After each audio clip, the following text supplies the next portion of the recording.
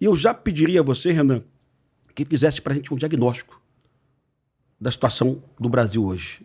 Não só em periferias, mas a situação do Brasil como um todo. Na região norte, no Amazonas, como no Brasil todo. Sobre segurança ou sobre tudo? Sobre segurança, irmão. Sobre segurança. Segurança, bom, estamos num processo de transição para nos tornarmos um narco-estado. E eu acho que esse narco-estado, ele se dá de maneiras diferentes, com fórmulas diferentes e em estágios evolutivos diferentes. Então, eu vou no exemplo que eu dou.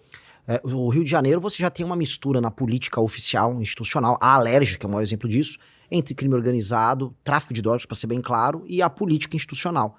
A ponto do, já vou botar aqui uma polêmica aqui, um dos meus concorrentes à presidência da República, o Flávio Bolsonaro, ter muito a se explicar sobre isso no processo eleitoral, porque apoiou o Bacelar, apoiou o TH Joias, aquele cara que caiu lá de Belfort Roxo, lá, o Canela, vai ter que se explicar, porque ele fica falando aí, não, a gente vai prender e neutralizar. Vai. Ele foi parlamentar aqui no Rio, depois foi senador, fez alguma coisa nesses temas, mas deixando ele aqui de lado. O que eu aprendi rodando o Brasil é que... e essa é uma visão que eu quero até trazer para vocês e até sofrer a crítica e ver se vocês concordam. Que existem dois tipos, a grosso modo, de ocupação no Brasil. Uma é a ocupação que a gente chama de horizontal, que é uma ocupação como, por exemplo, o Comando Vermelho faz, o TCP faz, que você pega o mapa, você vê o horizonte, e eles ocupam áreas territoriais em que antigamente tinha a exploração do tráfico de drogas ali, o uso daquela região como uma região logística para poder operar, e depois gás, internet, transporte, né, uma operação complexa que as milícias também começaram a fazer.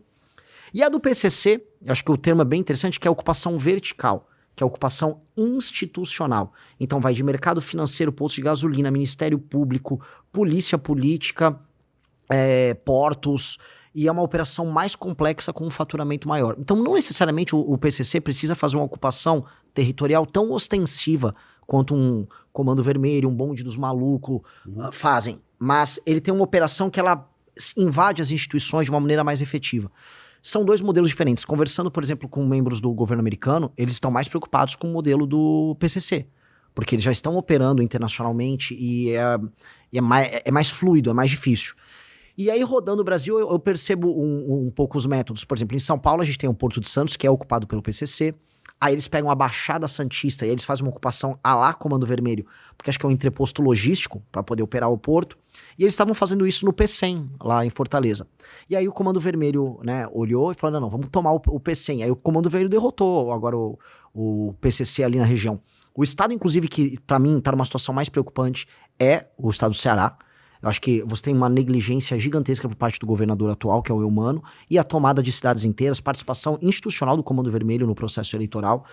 Então, onde eu olho, eu vejo modelos diferentes dessa ocupação, vejo uma sofisticação maior por parte do PCC, vejo por parte do PCC operações intricadas que a gente vai ter, por exemplo, trabalho de fronteira para a entrada da droga, somado a trabalho com prefeituras e com polícias locais na Rota Caipira, trabalho no Porto Santos, trabalho com cooperação internacional para brincar eles. E com o Comando Vermelho, eu vejo uma... E as facções, vamos colocar assim, de ocupação territorial regionais. Um trabalho mais intensivo junto com as polícias e com os governadores. E a gente sabe que tem muito governador que não está disposto a auxiliar. Eu citei o exemplo do Eumano no Ceará, e vou dar... Hoje eu pretendo dar nomes aqui, pra gente não fugir da discussão. Eu fui processado e condenado já pelo menos 2 vezes por falar, olha... Ele, de alguma maneira, por ser leniente, ele está cooperando. Ele permite que cidades inteiras sejam ocupadas pelo crime organizado e de maneira bem clara, ele utiliza a polícia para fazer a escolta dos moradores para fora das suas cidades, das suas casas.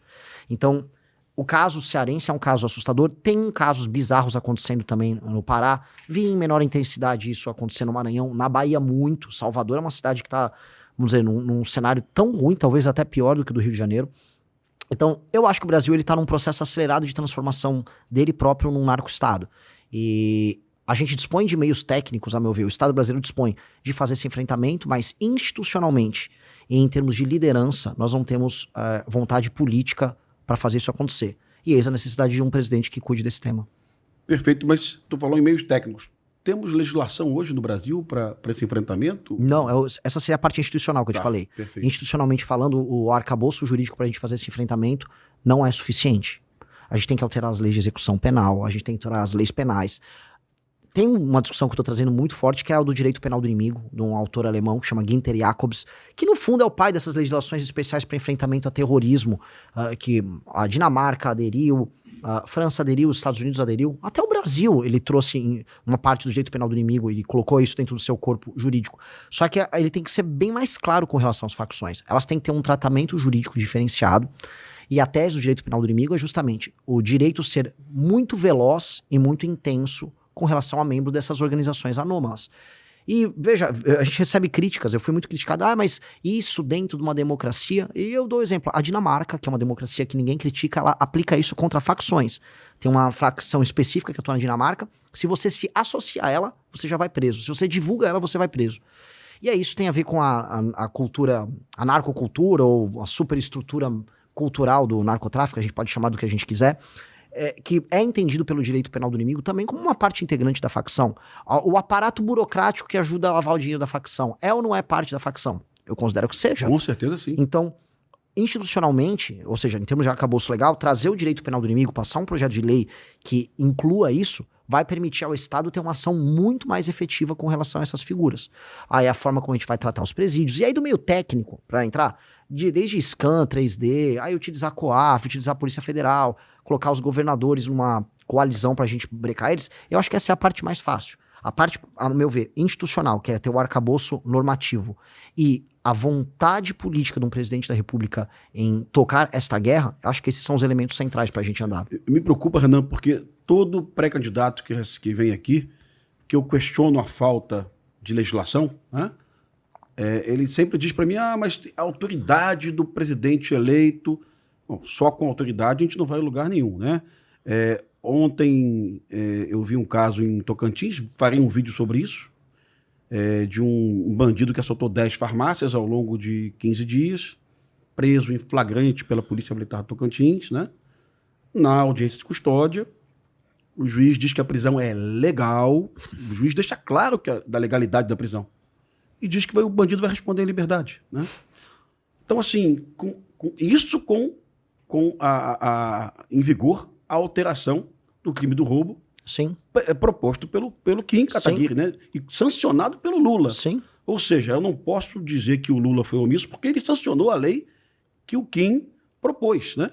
Com tudo isso, o juiz despacha que a prisão é legal, mas o bandido vai ficar em liberdade apesar de ter assaltado 10 farmácias, né? Então, assim, olha a complexidade disso. Sim, esse é um elemento fundamental, porque institucionalmente o judiciário, ele se considera acima da lei porque não existe sanção. A gente aprende no primeiro ano de direito que a norma, Hans Kelsen isso, a norma só funciona se ela tem uma sanção. Se você tem uma norma e a norma não tem uma punição, caso ela não seja cumprida, a norma não tem função. Sim. Do que adianta um juiz ter a lei a ser aplicada se ele não é sancionado quando não a aplica? Sim. E quando vem uma sanção, quase nunca vem, ele é aposentado com todos os seus vencimentos até o final da vida dele. Isso é um absurdo, que essa é a parte da alteração no funcionamento judiciário que um presidente da República vai precisar fazer. E a gente tem que entender, o presidente da República, porque eu já vi os demais pré-candidatos falarem isso, não, porque o presidente vai com a força dele. Não tem força na hora do pequeno desgaste, que são nas pequenas derrotas que ele vai sendo desgastado até a institucionalidade dele cair. Então o presidente da República tem que falar tudo que ele vai fazer na campanha e na transição e no ato da posse ele já pautar esses temas de maneira imediata. E outra coisa que eu acho que é fundamental, além de pautar e explicar no debate público, então o presidente da República tem que ser permanentemente sabatinado pela imprensa, porque o enfrentamento com relação às ideias erradas que mantêm o estado das coisas atual tem que ser feito pelo próprio presidente. Então tem que ser um presidente que sabe se comunicar e que acredita naquela tese. Isso não só em matéria de segurança. Matéria econômica vai precisar ser a mesma disposição para passar os temas e a sociedade civil ser convencida. Porque a partir do momento, eu tenho uma crença muito verdadeira nisso, que a sociedade civil entender que o presidente está tocando uma guerra comum no Estado brasileiro, você vai unificar o país. Porque tem um elemento que eu percebi agora rodando o Brasil inteiro. Do Rio Grande do Sul, que você tem 13 facções em Porto Alegre, até o Maranhão, todo mundo, de todas as classes sociais, de todas as regiões do Brasil, não é que ele quer que o crime acabe, ele quer se vingar do criminoso. As pessoas estão com ódio do criminoso. Então, se tem um elemento que une o Brasil, ser o nosso grande bode expiatório, é o criminoso violento. Você consegue pegar um país que tá fraturado, que se odeia, que tá rachado por região, que vota na direita, e todo mundo tá pistola com o bandido. Então, o primeiro presidente que começar a enfrentar isso de verdade e começar a mostrar que dá pra fazer as coisas acontecer, você tem um efeito que é muito maior só do combate ao crime, que é reunificar o país. E aí, colocar o país na mesma guerra. Vamos agora todo mundo, presidente da república, como o presidente consegue, vou botar em estado de defesa a região de Santa Quitéria, lá no Ceará, que foi tomada pelo CV. Vou chamar o BOPE lá do Rio para participar de uma operação com a polícia lá do Ceará. Você começar a unificar todo mundo se sentir brasileiro no enfrentamento a isso, que é uma causa comum a todos.